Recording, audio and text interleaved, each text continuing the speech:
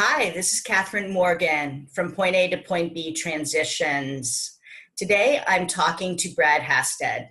He is a former entrepreneur. He grew a call center business with offices in Dallas and the Philippines.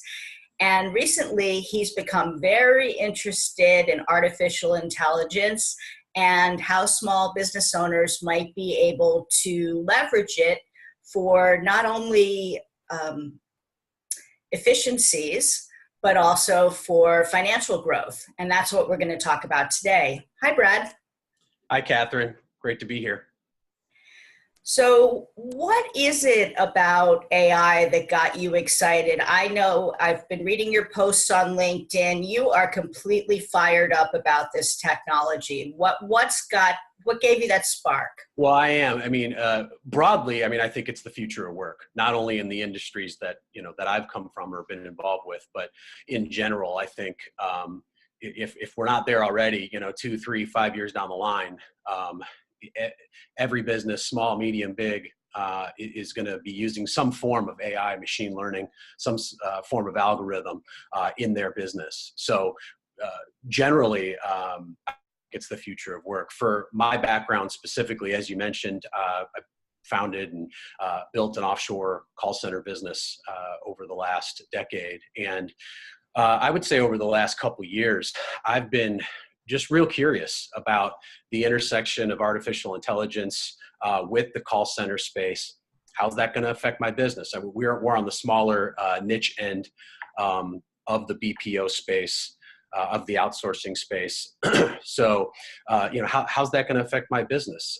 If I'm aiming to get to 1,000 agents, will I be able to do the same amount of work with 800? What do the costs look like? What are my competitors doing? I really didn't want to be a follower. I wanted to be on the front end of this and start thinking about it. So that's kind of generally been my thought process over the last couple of years. And, I've started thinking about it more and writing some articles, as you mentioned, and really coming at it from just the small business owner perspective, contact center manager perspective. Okay, but let's pull that apart for a second, because somebody's thinking, I don't necessarily see exactly how that works. So when somebody calls into a call center, they have a question about their software or about their contract or about their service or something. Maybe you're seeing artificial intelligence be able to be answering the first level of questions that are fairly predictable because you can map the kinds of questions that people call in with. Yeah, exactly. What if you can handle those, what we would call tier 1 issues? Hey, I got to change my address, or I got a different phone number, or my payment didn't go through, or, any of those general things that we've all called up on at some point in our lives. What if you can handle all those calls with a simple chatbot that satisfies that customer or that customer expectation with a simple 5-minute back and forth chat, and you can redeploy those resources that are handling those phone calls to more revenue generating tasks, depending on what your call center business is. Maybe you do some outbound calls as well, sales calls, whatever. What if you can redeploy some of those resources into something that is going to help your business going forward, maybe even generate some revenue? But for me, as the customer calling in, how do we make sure that I'm not sent on the voice response system from hell? Please listen to the entire message, because our options have changed, and you press 6 for more menu options like 27 times. Do we think that artificial intelligence has evolved to the point where it can be smarter and get us where we need to faster? Yeah, well, what if you don't even have to make that phone call? What if you just got the app on your phone, or you happen to be at your computer, your desktop, and you've got the website up, and it takes care of it right there without ever having to pick up the phone? Sign me up. Yeah, right. And for that simple issue, I've seen. I was on I was on a webinar last week for the fintech space, financial tech, and there was a really cool banking app that which was AI based, conversational AI. It seemed like you were chatting with another person that not only took care of the initial issue, which was a change of address type issue, but then offered, it was about a loan, then offered some different options based on that customer's current situation with their loan and where they were. And therefore it's a revenue generating opportunity as well when there's an inbound contact to that bank. So I thought that was really cool. So even without any phone call ever happening. Right. So AI essentially has been programmed to look for specific parameters and then offer an upsell that a real person wasn't involved in. So you're not paying a salary for that. Exactly right. And then if the conversation progresses to a point where, I might say, I am interested in that. I've been thinking about refinancing. Then it can provide a seamless live transfer to a seasoned agent on the phone who only handles phone calls like that for a refinance and takes it from there. Really cool stuff. Fantastic. All right. Now let's back it down to very small business. This is applicable to those people too. I mean, there are clearly plugins that you can add to your website that pop up. Hey, did you have a question? Can I help you with something? I mean, those aren't live people just sitting there waiting for you to land on their website, right? Right. In a lot of cases, it isn't. Some cases it still is. I mean, we had that for, my personal experience, my own business. Yeah, we had a person that would answer some of those inbound questions. But yeah, I mean, now as we go forward, there's a lot of bots that will pop up when you hit that site that takes it from there and is able to decide, does this need to be escalated to a live person, or can it be handled here internally within the software?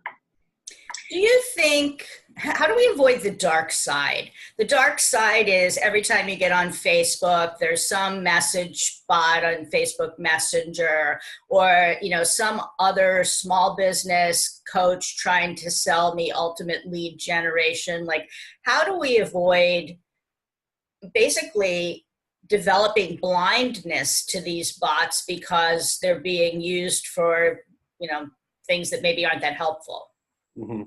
Yeah, I mean, it's a real issue. I mean, as with any good thing, there's going to be the, as you say, the dark side or the bad actors, or just folks looking to make a quick buck that we're going to have to decipher against. And it's going to be interesting what big tech does as we move forward into 2020 and beyond with artificial intelligence, machine learning, natural language processing, all of these different technologies. It's going to be interesting what big data does to regulate some of that, or to filter out some of that as we move forward. And also something I've written about as well is something called filter bubbles, to make sure we're not just being served with all of our own like-minded thinking. Can you walk us through the example you put in your post? I thought that was fascinating.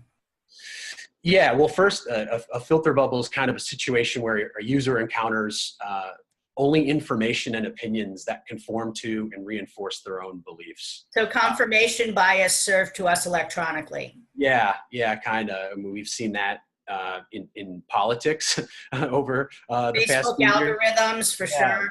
Exactly. It's obviously been in the news. And so that's something that is, a danger that is going to have to be guarded against in the future. And it'll be interesting to see what big tech does about that. But, like your movie and music or Netflix account. I'm a big Spotify girl, so Spotify could serve me. Spotify, yeah, and it based on your listening preferences, it learns you, so to speak, as time goes on. It creates daily playlists of things it thinks that I've listened to before, or that are people who listen to what that song was, like that one, and they create a custom playlist for me every day. Right. So broadly, that's an example of machine learning and AI, so to speak, working right now in our day-to-day lives that many people might not think or know that, hey, that's machine learning. I mean, that's what that is. And that's been going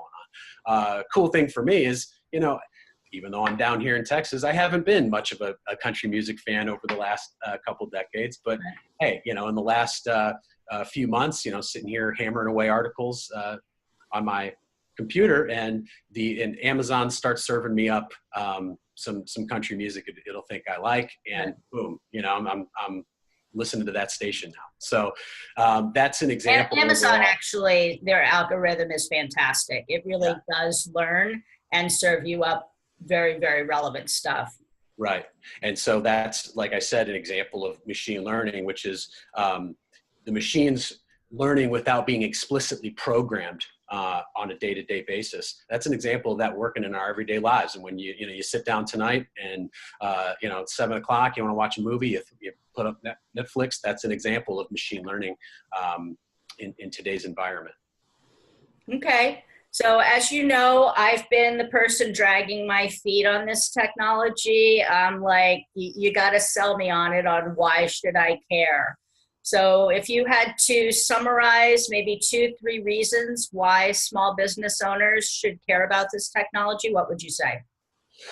Small business owners, yeah. I mean, I think this is overall, in my opinion, a very positive disruptor to your business, your overall day-to-day operation, and just having been in that in an entrepreneur over the last 8 to 10 years, some of these are really exciting.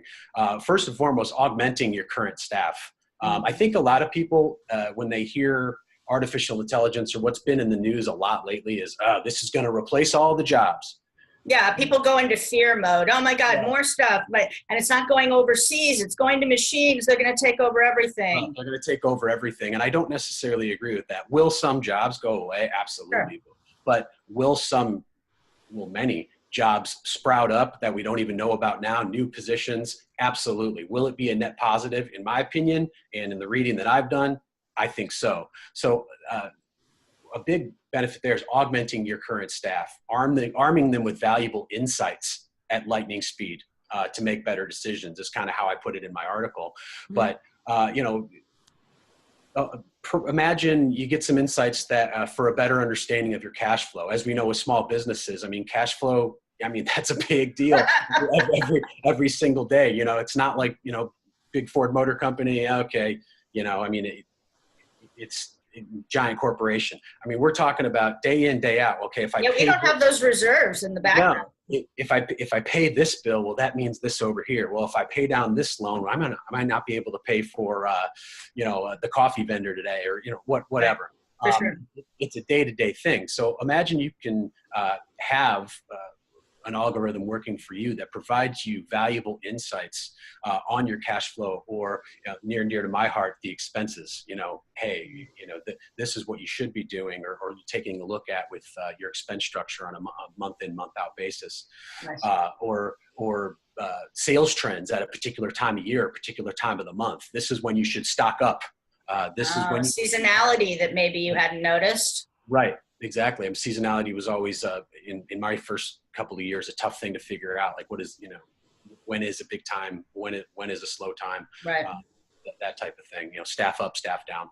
Right. So imagine that. I mean, I would suggest that any business owner worth their salt would say, yes, give me more insight into those environments.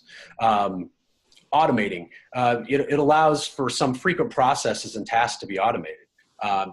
As I mentioned earlier, possibly freeing up your staff for more higher value activities. Doing anything that is higher value, higher revenue, and that repeatable. Probably the person who is doing that doesn't really want to be doing it anyway. Like, right. That's one I always an example or process example I always talk about is data entry.